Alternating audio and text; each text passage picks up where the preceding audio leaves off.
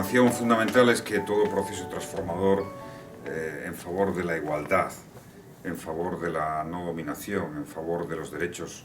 de los seres humanos, en la historia tiene como eje esencial el que las mujeres ocupen un papel decisivo para lograr esa equiparación. No hay cambio sin derechos de mujeres, no hay una política progresista sin que eso se logre, y es lo más transformador. Ese fue el motivo de impulsar diversas leyes, todas ellas de combate contra la dominación, cuya peor manifestación es la violencia, o leyes de igualdad para lograr la igualdad en la política, avanzar en la conciliación y, por supuesto, todo aquello que tiene que ver con los derechos a la salud reproductiva, a la propia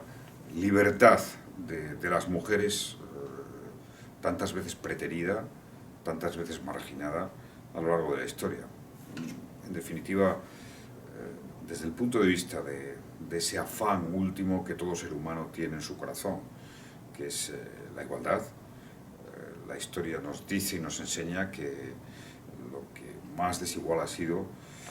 las mujeres, quienes han sido más dominadas, y por tanto todo lo que sea combatir esa dominación es un avance clarísimo en toda sociedad.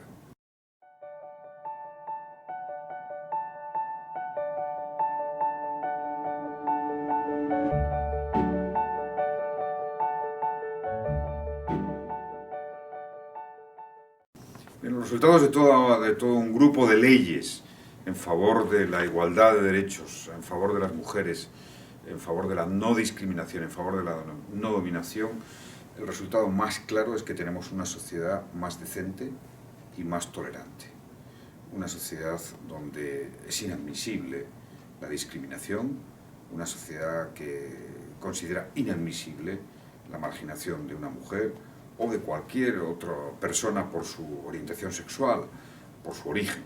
España se ha convertido, y creo que tiene que ver mucho todo ese grupo de leyes decisivas, se ha convertido en uno de los países más tolerantes y respetuosos con la diversidad, y por tanto, que más apuesta por la igualdad.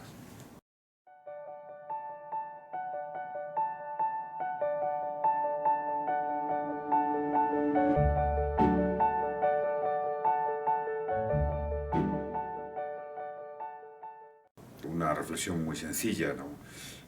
Esta es una tarea de los hombres. No podemos olvidar que cuando hablamos de la discriminación, de la dominación de las mujeres, hay alguien que discrimina, hay alguien que domina, hay alguien que ha marginado en la historia, y somos los hombres. Tenemos una especie de deber moral, de deuda histórica, que saldar con nosotros mismos, porque lo que he comprobado es que se es mucho más libre, se es mucho más auténtico, se crece personalmente si consideramos a las mujeres lo que son, seres iguales que nosotros, y compartimos los destinos de las libertades,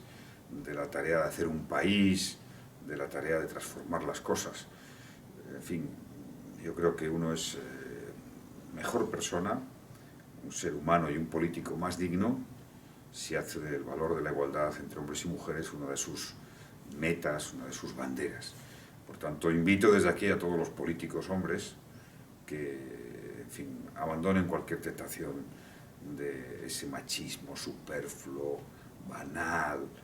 que a veces, tantas veces en la historia ha llevado a los hombres a considerar